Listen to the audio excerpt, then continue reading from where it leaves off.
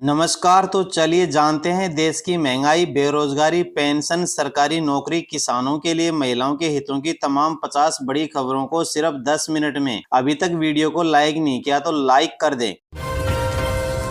प्यारे साथियों, सबसे पहले आप सभी को धनतेरस की हार्दिक शुभकामनाएं।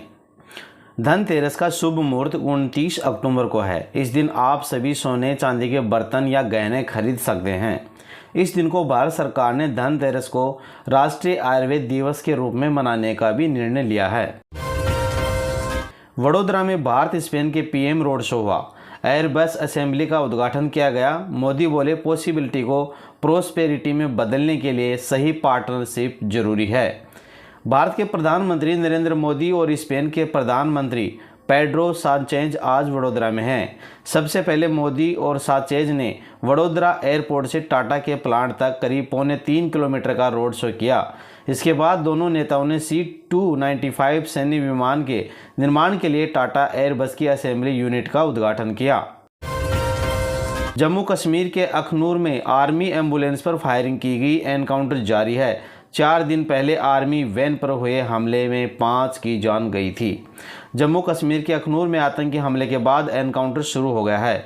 सेना के अधिकारियों ने बताया कि सोमवार सुबह 7:30 बजे लाइन ऑफ कंट्रोल यानी LOC के पास आतंकवादियों ने बटल इलाके में आर्मी एम्बुलेंस पर करीब 1 दर्जन गोलियां दागी थी।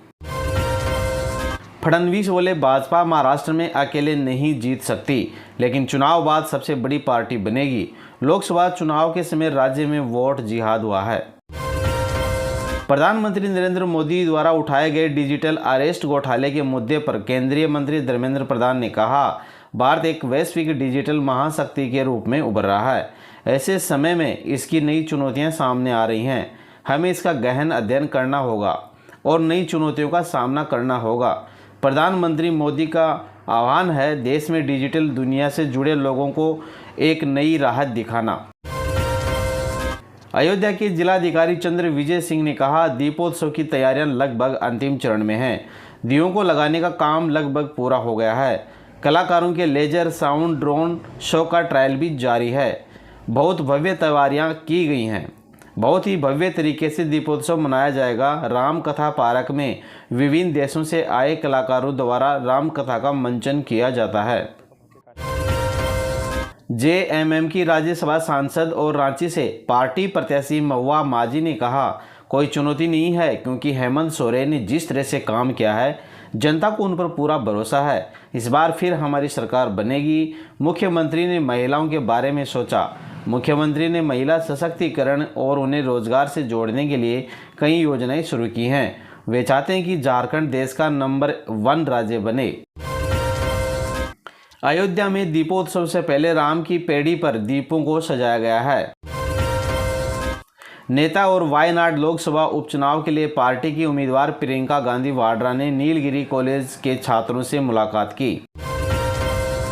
राजस्थान भाजपा अध्यक्ष मदन राठौड़ ने कहा, उपचुनाव में हमने आधा मैच तो जीत लिया है। हमने जो उम्मीदवार चयन करके दिए उसका हमारा विपक्ष भी लोहा मानता है। हमने जन अपेक्षाओं के अनुरूप उम्मीदवार दिए हैं। कार्यकर्ताओं में उत्साह है। हम चुनाव जीत रहे हैं। महाराष्ट्र के मुख्यमंत्री कोपरी पखाड़ी विधानसभा सीट से शिवसेना उम्मीदवार एकनाथ शिंदे ने नामांकन रैली की। मध्य प्रदेश के मुख्यमंत्री मोहन यादव ने कुम्हारों की पारंपरिक कला को बढ़ावा देने और प्रोत्साहित करने के लिए चाक पर दिया बनाया। नवनिर्वाचित कांग्रेस विधायक विनेश फोगाट ने कहा, हम रोशनी जायसवाल के साथ खड़े हैं। उनके साथ जो भी मानसिक उत्पीड़न किया जा रहा है उसे बर्दाश्त नहीं किया जाएगा। इस मामले में हमारी लड़ाई अभी भी जारी है। स्पेन के प्रधानमंत्री पेड्रो साnchez ने प्रधानमंत्री नरेंद्र मोदी के साथ प्रतिनिधि मंडल की वार्ता में कहा, मैं आपको प्रधानमंत्री के रूप में हाल ही में फिर से चुने जाने पर बधाई देता हूं। मेरे लिए और स्पेनिश प्रतिनिधि मंडल के लिए भारत में आना सम्मान की बात है। मुझे यकीन है कि यात्रा हमारे द्विपक्षीय संबंधों को मजबूत करेगी। इसमें कोई संदेह नहीं कि हमारा सहयोग कई अन्य क्षेत्रों में बढ़ता रहेगा। हमारे देश एक दूसरे के पूरक हैं। बिहार के मुख्यमंत्री नीतीश कुमार ने एनडीए की बैठक में उप मुख्यमंत्री सम्राट चौधरी और विजय कुमार सिन्हा समेत अन्य नेता भी शामिल हुए। महाराष्ट्र के उप मुख्यमंत्री और बारामती विधानसभा सीट से एनसीपी उम्मीदवार अजित पवार ने कहा, हर किसी को चुनाव लड़ने का अधिकार है। जब भी मेरे खिलाफ कोई उम्मीदवार उतारा जाता है तो मैं उसे उम्मीदवार के तौर पर लेता हूं और उसी के मुताबिक प्रचार करता हूं। इस बार भी बारामती के लोग मुझे अच्छे वोटों से जिताएंगे और मुझे उन पर पूरा भरोसा है। प्रधानमंत्री नरेंद्र मोदी ने कहा, आज से हम भारत और स्पेन की पार्टनरशिप को नई दिशा दे रहे हैं। हम C-295 एयरक्राफ्ट के प्रोडक्शन की फैक्ट्री का शुभारंभ कर रहे हैं। ये फैक्ट्री भारत और स्पेन संबंधों को मजबूती देने के साथ ही make in India make for world इस मिशन को भी शक्ति प्रदान करने वाली है।